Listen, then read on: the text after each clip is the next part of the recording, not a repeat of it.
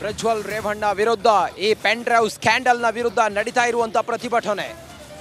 ಸದ್ಯ ಮಹಾರಾಜ ಪಾರ್ಕ್ನಲ್ಲಿ ಈಗ ಪ್ರತಿಭಟನಾಕಾರರು ಸೇರಿದ್ದಾರೆ. ನೂರಾರು ಸಂಖ್ಯೆಯ ಪ್ರತಿಭಟನಾಕಾರರಿದ್ದಾರೆ. ಇಲ್ಲಿಂದ ನೇರವಾಗಿ ಡಿಸಿ ಕಚೇರಿ, ಡಿಸಿ ಸತ್ಯಭಾಮ ಅವರಿಗೆ ಮೆಮೊರಂಡಮ್ ಅನ್ನ ಸಲ್ಲಿಸುವ ಮೂಲಕ ಈ ಪ್ರತಿಭಟನೆ ಇಲ್ಲಿಂದ ಒಂದು ಮುಂದಡಿ ಇಡುತ್ತೆ. ಸುಮಾರು ಹಲವಾರು ಜನ ಇದ್ದಾರೆ. ಪ್ರತಿಭಟನೆಯ ಮೆರವಣಿಗೆ ಇಲ್ಲಿಂದಲೇ ಶುರುವಾಗುತ್ತೆ. ಅದರ ದೃಶ್ಯವನ್ನ ಗಮನಿಸ್ತಾ ಇದ್ದೀರಿ. ಇಲ್ಲಿಂದಲೇ ಶುರುವಾಗುತ್ತೆ.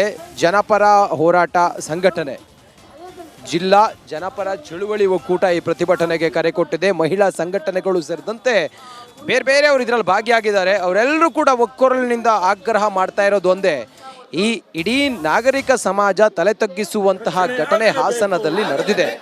ಹಾಸನದ ಜನರು ಇವತ್ತು ತಲೆ ತಗ್ಗಿಸುವಂತಾಗಿದೆ. ಮಾನ್ಯ ಹಾಸನದ ಸಂಸದರು ಮಾಡಿರುವಂಥ ಒಂದೇ ಒಂದು ಗನಂದಾರಿ ಕೆಲಸಕ್ಕೆ ಅವರನ್ನು ಈ ಕೂಡಲೇ ಬಂಧನ ಮಾಡಬೇಕು. ಎಂಥದ್ದೇ ಪ್ರಭಾವಿ ಆಗಿದ್ದರೂ ಕೂಡ, ಮಾಜಿ ಪ್ರಧಾನಿಗಳ ಮಗನಾಗಿದ್ದರೂ ಕೂಡ, ಎಂಥದ್ದೇ ವ್ಯಕ್ತಿ ಆದರೂ ಕೂಡ ಅವ್ರನ್ನ ಬಂಧನ ಮಾಡಬೇಕು ಅನ್ನೋದು ಅವರ ಆಗ್ರಹ ಆಗಿದೆ. ಈ ನಾಗರಿಕ ಸಮಾಜ ತಲೆ ತಗ್ಗಿಸುವಂಥ ಈ ಘಟನೆ ಪ್ರಜ್ವಲ್ ರೇವಣ್ಣ ಅವರಿಂದ ಆಗಿದೆ. ಹಾಸನ ಏನು ಹಾಸನ ರಿಪಬ್ಲಿಕ್ ಅನ್ನೋ ರೀತಿಯಲ್ಲಿ ಮಾತಾಡ್ತಿದ್ದಾರೆ.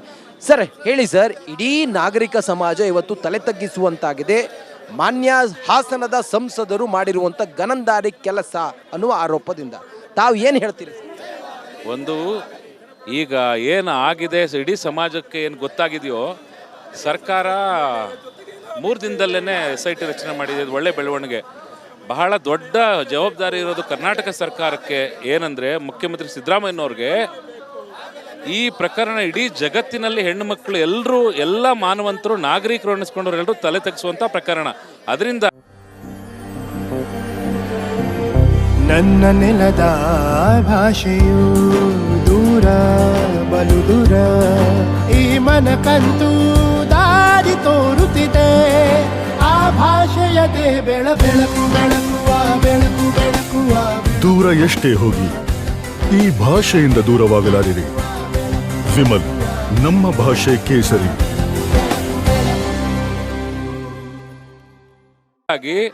ಕರ್ನಾಟಕ, ಭಾರತ ಪ್ರಜಾಪ್ರಭುತ್ವವನ್ನು, ಕಾನೂನನ್ನು ಹೇಗೆ ಗೌರವಿಸುತ್ತೆ, ಮಹಿಳೆಯರನ್ನು ಹೇಗೆ ಗೌರವಿಸುತ್ತೆ ಅನ್ನೋದಕ್ಕೆ ಈ ಪ್ರಕರಣ ಸರಿಯಾಗಿ ತನಿಖೆಯಾಗಿ ಆರೋಪಿಗಳಿಗೆ ಶಿಕ್ಷೆ ಆಗುವವರೆಗೂ ಕೂಡ ಸರ್ಕಾರ ಇದನ್ನು ಭಾಳ ತುದಿಗಾಲಲ್ಲಿ ನಿಂತಂಗೆ ಭಾಳ ಸೂಕ್ಷ್ಮತೆಯಿಂದ ನಿರ್ವಹಿಸಿ ಸರಿಯಾಗಿ ದಕ್ಷತೆಯನ್ನು ಮೆರೀಬೇಕು. ಈ ಮೂಲಕ ಕರ್ನಾಟಕ ಮಹಿಳೆಯರ ಘನತೆಯನ್ನು, ಪ್ರಜಾಪ್ರಭುತ್ವವನ್ನು ಮತ್ತು ಕಾನೂನು ವ್ಯವಸ್ಥೆಯನ್ನು ತುಂಬ ಚೆನ್ನಾಗಿ ನೋಡ್ಕೊಳ್ತೇವೆ ಅಂತ ಬೇರೆ ರಾಜ್ಯಗಳಿಗೆ ಮತ್ತು ಬೇರೆ ದೇಶಕ್ಕೂ ಕೂಡ ನಾವು ಮಾದರಿ ಆಗೋಕ್ಕೆ ಒಂದು ಸವಾಲಾಗಿದೆ.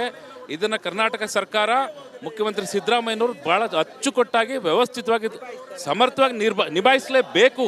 ನಿಭಾಯಿಸ್ತಾರೆ ಅನ್ನೋ ವಿಶ್ವಾಸ ಇದೆ. ಆದರೆ ಅನುಮಾನಗಳು ಕೂಡ ಇದೆ ಭಾಳ ಜನರಿಗೆ. ಏನಂದರೆ ರೇವಣ್ಣ ಅವ್ರಿಗೂ ಸಿದ್ದರಾಮಯ್ಯನವ್ರಿಗೂ ಭಾಳ ಆತ್ಮೀಯ ಸಂಬಂಧ ಇದೆ ಅಂತ ಅದು ಹೌಸ್ಗಳಲ್ಲೆಲ್ಲ ತುಂಬ ಸಾರಿ ಅದೆಲ್ಲ ಗೊತ್ತಾಗಿದೆ. ಅದರಿಂದಾಗಿ ಈ ಪ್ರಕರಣದಲ್ಲಿ ಜೊತೆಗೆ ಬರೀ ಅವ್ರ ಸಂಬಂಧ ಅಷ್ಟೇ ಅಲ್ಲ, ಇದು ಪ್ರಧಾನಮಂತ್ರಿ, ಮಾಜಿ ಮುಖ್ಯಮಂತ್ರಿ, ಮಾಜಿ ಮಂತ್ರಿಗಳು, ಇವರ ಕುಟುಂಬ.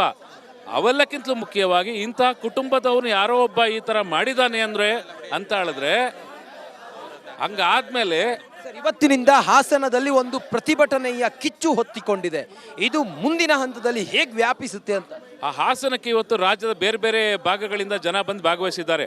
ಹಾಸನದ ಜನ, ಮುಖ್ಯವಾಗಿ ಹಾಸನದ ನಾಗರಿಕರು, ಹೆಣ್ಣು ಮಕ್ಕಳು, ನಾಗರಿಕರು ಅನ್ನಿಸ್ಕೊಂಡವ್ರು ಎಲ್ಲರೂ ಕೂಡ ಇದ್ರ ವಿರುದ್ಧ ಧ್ವನಿ ಎತ್ತಬೇಕು. ಇದ್ರ ವಿರುದ್ಧ ಧ್ವನಿ ಎತ್ತೋದ್ರಿಂದ ಏನಾಗುತ್ತೆ ಗೊತ್ತಾ? ಅಧಿಕಾರಸ್ಥರ ಭಯಕ್ಕೋ ಅಥವಾ ಏನೋ ಪುಸ್ಲಾಯಿಸುವಿಕೆಗೋ, ಇನ್ಫ್ಲೂಯೆನ್ಸ್ಗೋ, ಅವ್ರು